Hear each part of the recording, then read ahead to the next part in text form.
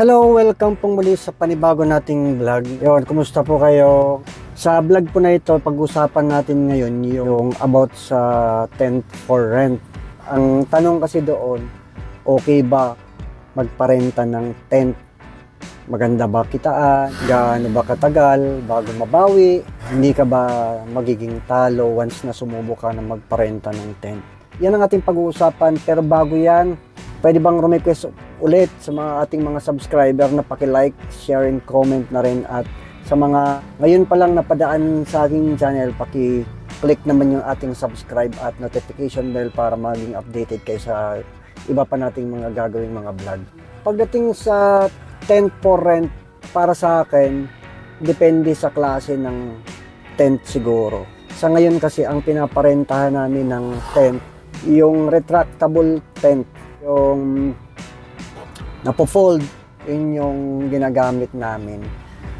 Kung may tatanong ninyo, okay ba siya? Mayroong isang part na okay, pero meron ding hindi.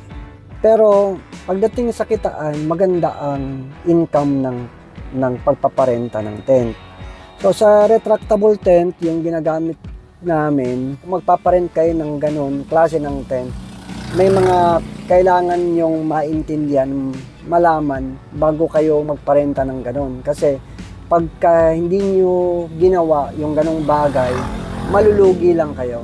Yung side na yon na sinasabi ko sa inyo na parang negative, na pwede kayong malugi once na nagparenta kayo ng tent na di nyo alam kung paano. Anong diskarte? Sa experience ko kasi, yung retractable tent na ginagamit namin, magaan siya, maganda rin siya, pero sa isang side, pagka hindi nyo ingatan or hindi nyo nagawa ng tama, malulugi lang kayo. Kasi ang retractable tent, kagaya nung sa akin, binili ko ng 4,000 pesos bawat isa. So pinaparenta natin yon, yung ganon, ang nakakahalaga mga 700 pesos kada isang parenta. So maganda, diba? Magandang kitaan kasi 700 pesos ibig sabihin, sabihin natin maka-apat ka na parenta, tubo ka na, bawi ka na, maka-apat. Pero sa isang banda, magiging maganda lang siya kapag ka nagparenta kayo na talagang naingatan nyo talaga siya. Maselan pala yung klase ng tent na yon. Yung retractable tent, napakaselan niya. One time, may experience ako, isang kumpanya dito sa Antipolo. Kumpanya pa yun, Kausap ko yung mataas ang position sa kumpanya. So, 5 tent ang narkila nila. Kailangan kong bumili ng mga tent pa kasi noong mga time na yon, meron na akong 3. Kailangan kong magdagdag ng 2 pa para lang masuplayan sila. So, sa madaling salita, sinuplayan natin sila. Itong naging sistema.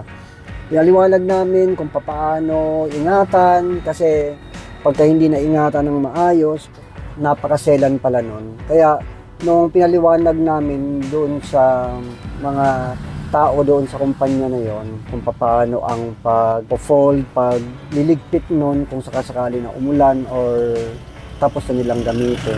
Hindi ko lang alam ang nangyari kasi noong kinuha na namin ang tent, 2 doon ang merong damage. Bagong bili yun, bagong bili namin. Yung isa talaga, as in damage sa damage. Yung isa naman, hindi pa ganun ka-damage. Pero meron na rin tama, may yupi na yung mga gilid. Yung isa, yung hindi masyadong damage, yung diniliver nung namin nitong isa pang nag-rent sa amin. May nag-rent ulit sa amin. Diniliver namin yung isang hindi pa ganun totally na damage. Pero merong slight na damage na. Nung inopen namin yun, doon nakita namin na mas lalong nadagdagan. May mga nalaglag na part. Hindi na naging okay. So, doon ko naisip na napakaselan pala kapag hindi talaga naingatan yung tent. Pero meron din kami ibang mga tent na talagang naingatan, na nakailang rent na rin siya, naka-5 rent na. Pero okay pa siya, maganda pa siya, hindi pa rin nasisira. Pero doon nga lang, doon sa 2 tent na yun, kapag merong nasimulan na isa na nasira, talagang minsan nagtutuloy-tuloy pala yan. Kagaya nun, unang gamit pa lang nasira na. Yung isa, Doon sa X-pole niya, doon nagkaroon ng sira, yung na-fold. Kasi ang tent pala na yan, yung retractable tent pala, napakanipis ng bakal, kaya ang gaan-gaan niya. Lalo na pagka bagyo, yan, madali rin siyang masira pagka ganyan. Imagine niyo 4,000 pesos ang puhunan. Tapos ganun-ganun lang, nasisira ng ganun kadali. Ang advice namin sa inyo, once na nagparenta kayo ng tent, kailangan yung gumawa ng terms and condition. Meron din silang pipirmahan na once na nasira yon ay kailangan palitan or meron siyang damage fee. Yung sa humihingi kami ng damage fee doon sa nag-rent. Lang, 900 pesos lang yung hiningi namin na damage fee. Ang problema, hindi rumi-reply yung, hindi ko alam kung manager ba yun o supervisor sa isang kumpanya. Hindi rumi-reply, tsaka may pagka parang masungit. Parang hindi okay yung kausap namin na yun.